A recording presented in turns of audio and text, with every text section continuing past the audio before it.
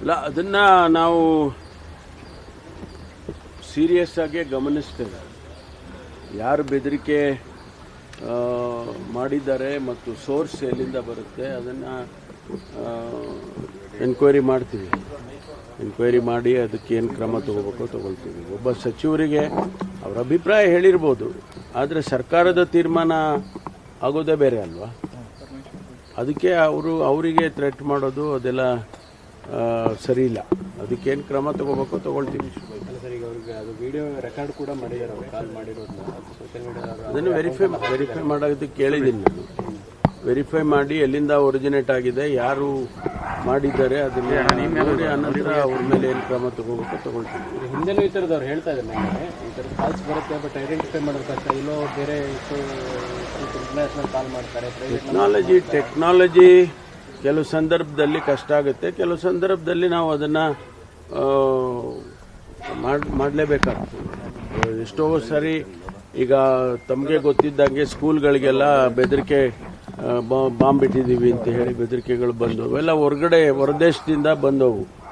IP ಅಡ್ರೆಸ್ಗಳೆಲ್ಲ ಹುಡುಕಿದ್ರೆ ಅವೆಲ್ಲ ಹೊರದೇಶದಲ್ಲಿ ಬರುತ್ತೆ.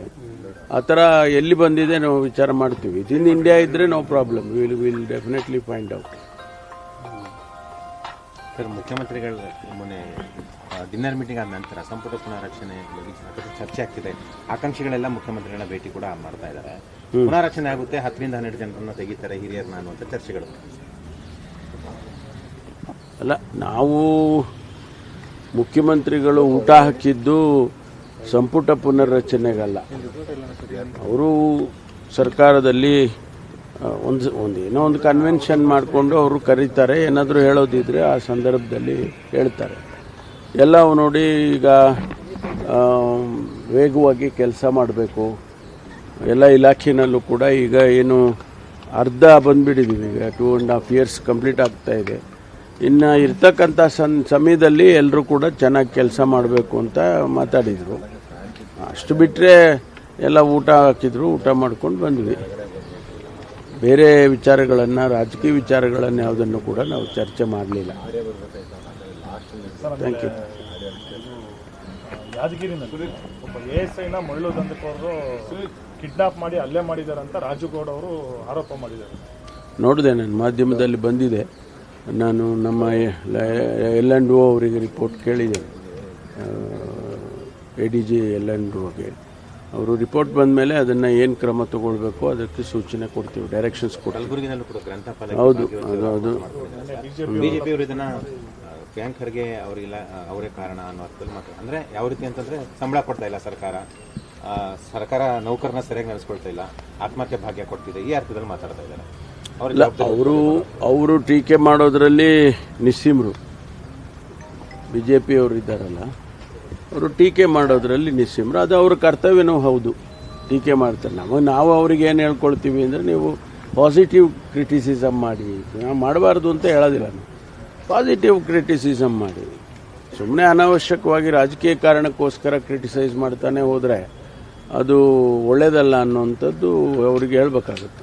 Sir, ಉದ್ಯಮಿಗಳ ಜೊತೆ ಸರಿಯಾಗಿ ಸಂಬಂಧ ಇಟ್ಕೊಳ್ತಾ ಇಲ್ಲ ಸರ್ಕಾರ ಅಂತ ಈಗ ಪದೇ ತ್ಯಾಜ್ಯ ಬಗ್ಗೆ, ರಸ್ತೆ ಗುಂಡಿಗಳ ಬಗ್ಗೆ ಉದ್ಯಮಿಗಳು ಆಕ್ಷೇಪ ಕೂಡ ಕಿರಣ್ ಮುಜುಮ್ದಾರ್ ಶಾ ಅವರು ಆಕ್ರೋಶ ವ್ಯಕ್ತಪಡಿಸ್ತಾ ಇದ್ದಾರೆ. ಎಲ್ಲ ಕೆಲಸ ಪ್ರಾರಂಭ ಮಾಡಿದಾರಲ್ಲ, ಗುಂಡಿ ಮುಚ್ಚೋ ಕೆಲಸ, ರಸ್ತೆ ಮಾಡೋ ಕೆಲಸ, ಆಸ್ಫಾಲ್ಟಿಂಗ್ ಮಾಡೋ ಕೆಲಸ ಎಲ್ಲ ಪ್ರಾರಂಭ ಮಾಡಿದ್ದಾರೆ. It takes little time. ಅಷ್ಟುವರೆಗೆ ಅವರು ರಿಯಾಕ್ಟ್ ಮಾಡೋದು ಸರಿ ಇಲ್ಲ. ಕೆಲಸ ಆದಮೇಲೆ ಅವ್ರು ಹೇಳಿದರೆ, ಆಗಿಲ್ಲ ಅಂತ ಹೇಳಿದರೆ ಅದನ್ನು ಪರಿಶೀಲನೆ ಮಾಡಿ ಅದು ಮಾಡ್ಬೋದು. ಇನ್ನೂ ಕೆಲಸ ನಡೀತಾ ಇರುವಾಗಲೇನೆ ಕ್ರಿಟಿಸೈಸ್ ಮಾಡ್ತಾ ಇದ್ರೆ ಅದೇನಷ್ಟು ಸಮಂಜಸ? ಏನಿಲ್ಲ. ನಿಮಗೆ ಗೊತ್ತಿದೆ, ನಾವು ಗ್ಲೋಬಲ್ ಇನ್ವೆಸ್ಟರ್ಸ್ ಮೀಟ್ ಮಾಡಿದ್ವು. ಆಗ 10,22,000 ಕೋಟಿ ರೂಪಾಯಿ ಇನ್ವೆಸ್ಟ್ಮೆಂಟ್ ಬಗ್ಗೆ MOUಗಳು ಸೈನ್ ಹಾಕಿದ್ರು. ಈಗಾಗಲೇ ಸಬ್ಜೆಕ್ಟೆಡ್ ಟು ಕರೆಕ್ಷನ್ 3.5 ಲಕ್ಷದ ಮೇಲೆ ಇನ್ವೆಸ್ಟ್ಮೆಂಟ್ ಕರ್ನಾಟಕಕ್ಕೆ ಬಂದಿದೆ ಅಂತ ಹೇಳಿ ನಮ್ಮ ಕೈಗಾರಿಕಾ ಸಚಿವರು ಎಲ್ಲೋ ಹೇಳ್ದಂಗಿತ್ತು. ಹಾಗಾಗಿ ಯಾಕೆ ಬರ್ತಾರೆ? ಗೂಗಲ್ನವರು ಹೋಗೋ ಕಾರಣನೇ ಬೇರೆ ಇರ್ಬೋದು, ನನಗೆ ಗೊತ್ತಿಲ್ಲ ಅದರ ಡೀಟೇಲ್ಸು.